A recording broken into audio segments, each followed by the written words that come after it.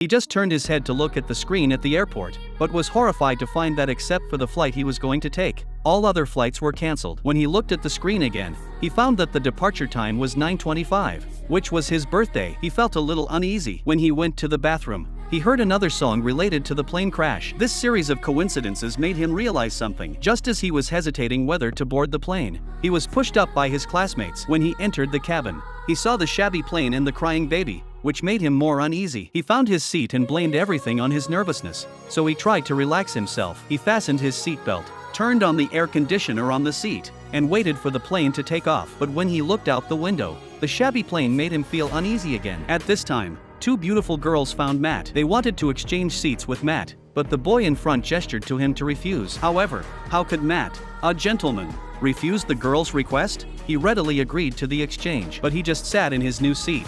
The dining table in front of the seat suddenly fell down. He wanted to take the dining table back, but I found that the button was broken. He had no choice but to contact the flight attendant. But at this time, the cabin door was closed and the plane officially took off. A strong sense of uneasiness swept over his whole body, making him restless. At the same time, the other passengers on the plane were immersed in joy, which formed a sharp contrast with him. But the next second, the fuselage began to shake violently, the lights flashed frequently, the passengers were frightened and panicked, and the oxygen masks fell down. Then a big hole broke on the side of the plane, and the passengers next to it were sucked out along with the chairs. Then the plane exploded. It turned out that all this was just Matt's dream. But strangely, the two girls happened to come to her to change seats. Matt didn't have time to think about it. He quickly ran over to check the buttons on the table. It was exactly the same as in his dream. Fear swept his brain. Matt became emotional. He deliberately clashed with other passengers and was driven off the plane by the captain along with his classmates. The teacher repeatedly asked the captain to let them reboard,